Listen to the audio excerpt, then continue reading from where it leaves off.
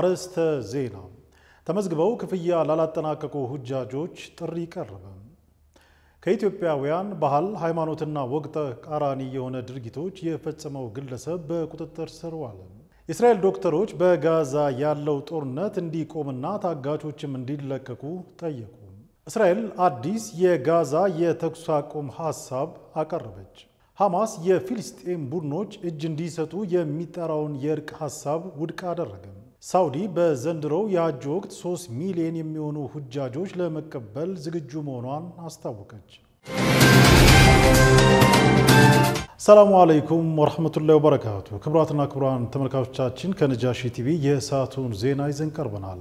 ከዜናዎቹ ጋር ሙስጠፋ መሐመድ። ቀዳሚ ወዳደረግነው ዜና አለፈን።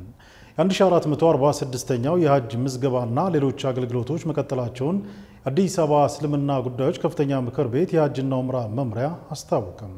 የሐጅ ስነ ስርዓቱ ላይ ችግር እንዳይፈጠርና አላግባብ ተጠቃሚነት እንዳይኖር የሳውዲ የሐጅ ሚኒስቴር ያወጣቸውን መስፈርቶች ከወዲሁ መተግበር ተጀምሯል።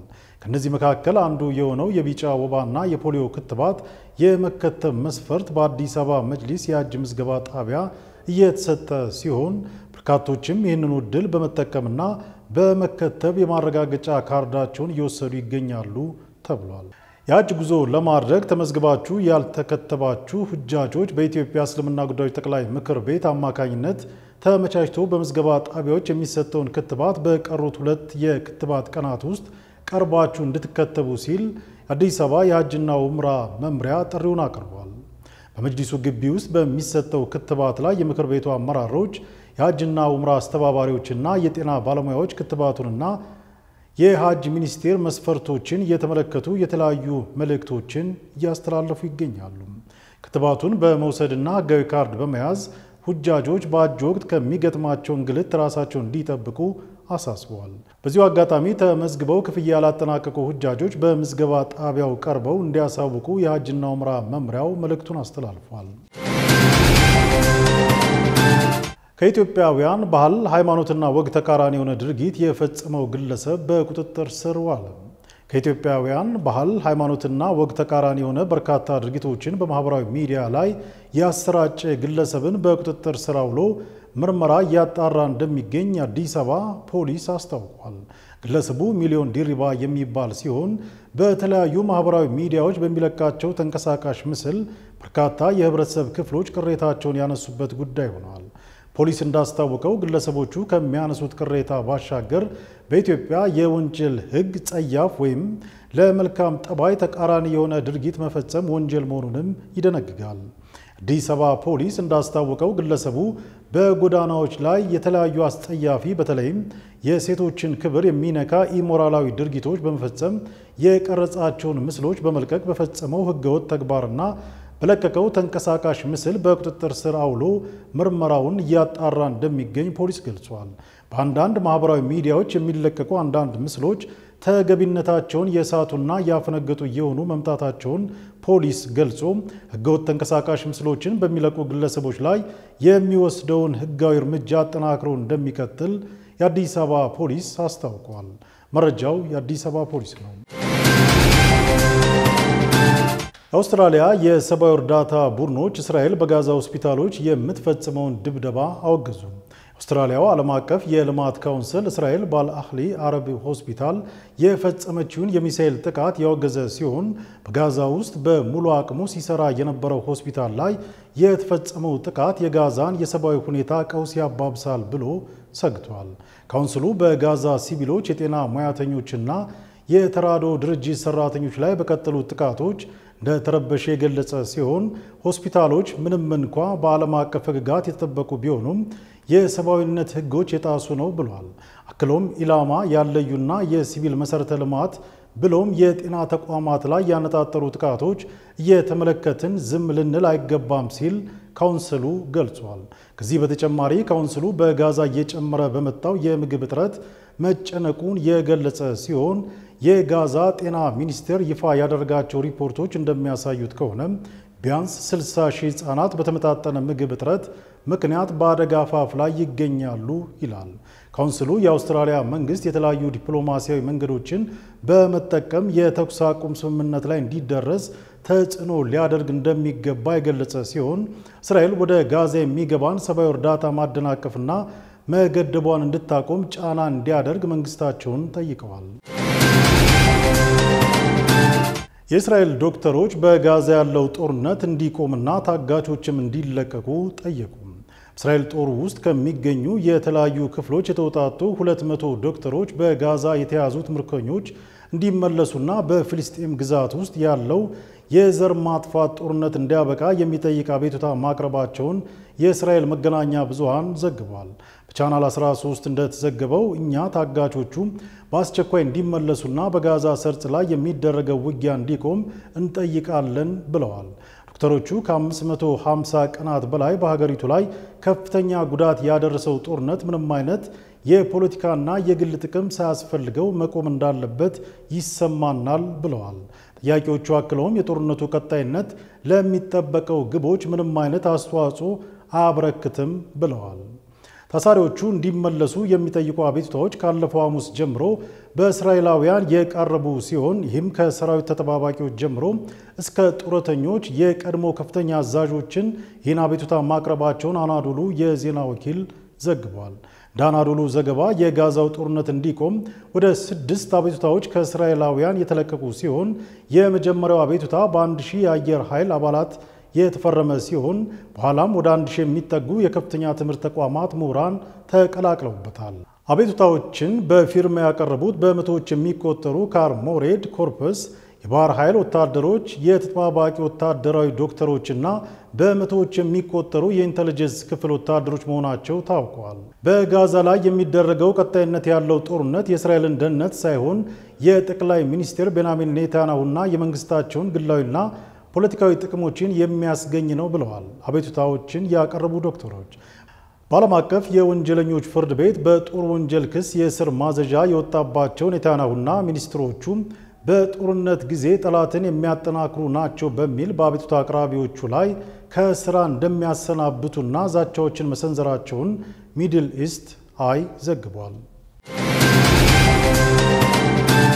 እስራኤል የጋዛ የተኩስ አቁም ሐሳብ አቀረበች። አሸማጋዮቹ ግብፅና ኳታር የጋዛን የተኩስ አቁም ስምምነት ለመቀጠል ለሐማስ አዲሱን የእስራኤል ሐሳብ ማቅረባቸውን የግብፅ መንግስት ተባባሪ የሆነው አልቃይራ ኒውስ ቲቪ ዘግቧል። ዘገባው እንዳመላከተው አስታራቂዎቹ የሐማስን ምላሽ ይጠባበቃሉ ብለዋል። ሐማስ በትናንትናው ዕለት በሰጠው መግለጫ ሐሳቡን እያጠና መሆኑንና ምላሹን በተቻለ ፍጥነት እንደሚያቀርብም ተናግሯል። የፍልስጤም ቡድን የሆነው ሐማስ የተኩስ አቁም ስምምነቱ በጋዛ ያለውን ጦርነት እንዲያስቆምና እስራኤላውያን ሙሉ በሙሉ ከጋዛ መውጣት እንዳለባቸው በድጋሜ ጠይቀዋል። የሐማስ ከፍተኛ ባለስልጣን ሳሚ አቡ ዙሁሪ ለሮይተርስ እንደተናገሩት የእስራኤል የድርድር ሐሳብ ሐማስ እስራኤል ጦርነቱን ሙሉ በሙሉ እንድታቆም የጠየቀውን ፍላጎት አያሟላም ብለዋል።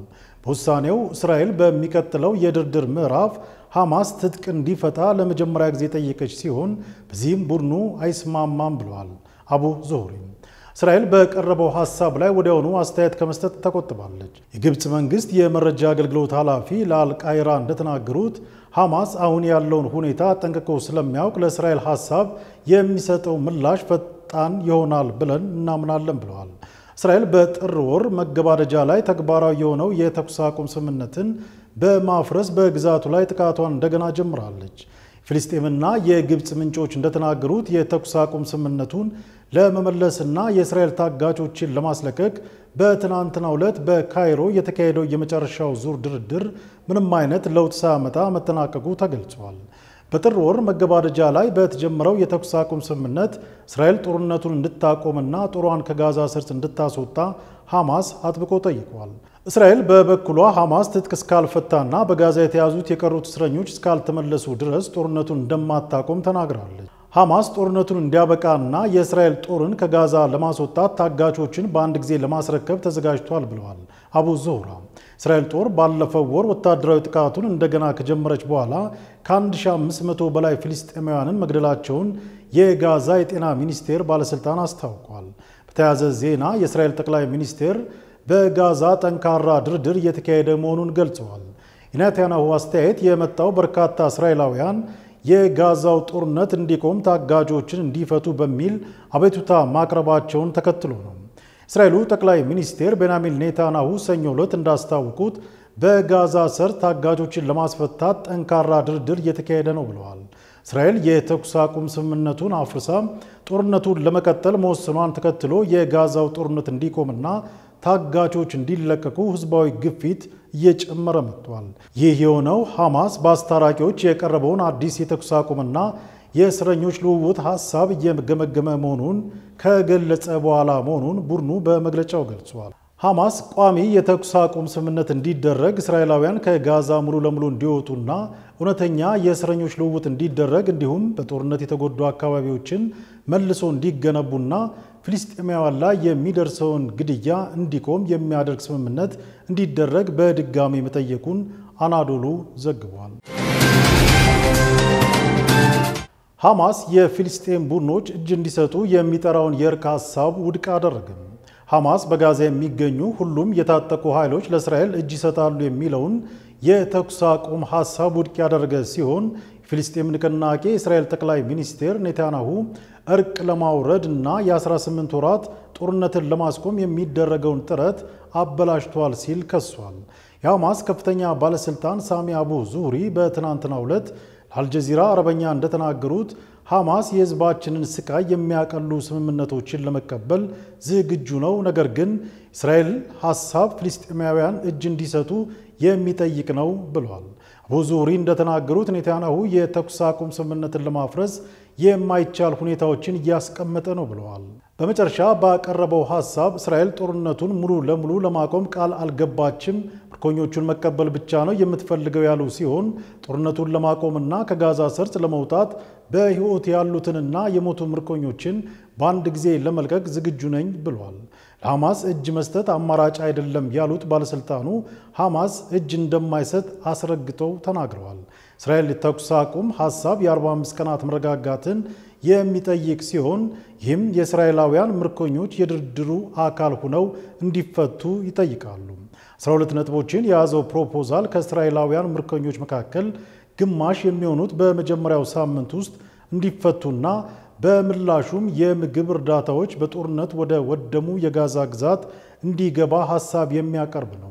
በአሜሪካ በእንግሊዝና በሌሎች የምዕራባውያን ሀገራት ከፍተኛ ድጋፍ ያላት እስራኤል ምግብ፣ መድኃኒትና ነዳጅ፣ የምግብ ዘይትን ጨምሮ የነፍስ አድን አቅርቦቶችን ወደ ጋዛ እንዳይገባ ከልክላለች። ባለፈው ሳምንት የፊልስጤም መንግስታዊ ያልሆኑ ድርጅቶች በጋዛ ያለው ሁኔታ ከፍተኛ የረሃብ ደረጃ ላይ መድረሱን ያስጠነቀቁ ሲሆን በምግብ መጋዘኖች ላይ በደረሰው የቦምብ ጥቃት ሳቢያ በዜጎች ላይ ከባድ የረሃብ አደጋ መባባሱ ተነግሯል። ማስጠንቀቂያው የመጣው የቀኝ አክራሪ የእስራኤል የገንዘብ ሚኒስቴር ቤዛሌል ስሞትሪች አንድ እንኳን የስንዴ ቅንጣት ጋዛ ውስጥ እንደማይገባ ቃል ከገቡ ከሰዓታት በኋላ ነው። ጦርነቱ ከጀመረበት ጊዜ አንስቶ የተባበሩት መንግስታት ባለሙያዎችና መሪ የመብት ቡድኖች እስራኤል በፍልስጤማውያን ላይ የዘር ማጥፋት ወንጀል ፈጽማለች ሲሉ ከሰዋል። ሳውዲ በዘንድሮው የሐጅ ወቅት 3 ሚሊዮን የሚሆኑ ሁጃጆችን ለመቀበል ዝግጁ መሆኗን አስታወቀች። በትናንትናው ዕለት የ1446ኛው ዓመተ ሂጅራ የሐጅ ወቅት ከ180 በላይ ሀገራት የተውጣጡ ሐጃጆችን ለመቀበል ዝግጅታቸውን ማጠናቀቃቸውን የሳውዲ ሐጅና ዑምራ ሚኒስቴር አስታውቋል። ባለስልጣኑ ለ3 ሚሊዮን ሁጃጆች የሚሆን የተሟላ መስተንግዶ ሳውዲ ማዘጋጀቷን የሳውዲ ሐጅና ዑምራ ሚኒስቴር አስታውቋል። ሳውዲ ለዘንድሮ የሐጅ ተጓዦች እንቅስቃሴ ምቹነት በማሰብ በመስጂደል ሐራምና በመስጂደል ነበዊ 25% ጭማሪ ያለው የማስፋፊያ ፕሮጀክት ማድረጓን አስታውቃለች። ይህም የሁጃጆችን እንቅስቃሴ ምቹ ለማድረግ ያለመ እንደሆነ ተገልጿል። በሚና በአረፋትና በሙዝደሊፋ የሚገኙ ጊዜያዊ መጠለያዎች የአየር ንብረት ቁጥጥር የሚደረግላቸው እንደሆነና ድንኳኖችም እሳትን መቋቋም በሚችሉ ቁሶችና የጂፒኤስ መከታተያ የተዘጋጀላቸው መሆኑም ተጠቅሷል። ሳውዲ ሐጅና ዑምራ ሚኒስቴር እንዳስታወቀው አደጋን ለመከላከል በአርቲፊሻል ኢንተለጀንስ የሚመሩ የህዝብ ቁጥጥር ስርዓት የተዘጋጁ ሲሆን 10,000 የደህንነት አባላት፣ 500 የህክምና ቡድኖችና 2,000 ተጠባባቂ አምቡላንሶች መዘጋጀታቸውን የኢስላሚክ ኢንፎርሜሽን ዘገባ አመላክቷል።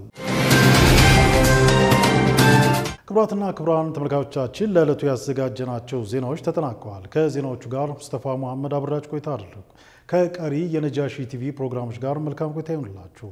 ሰላም አለይኩም ወራህመቱላሂ ወበረካቱ።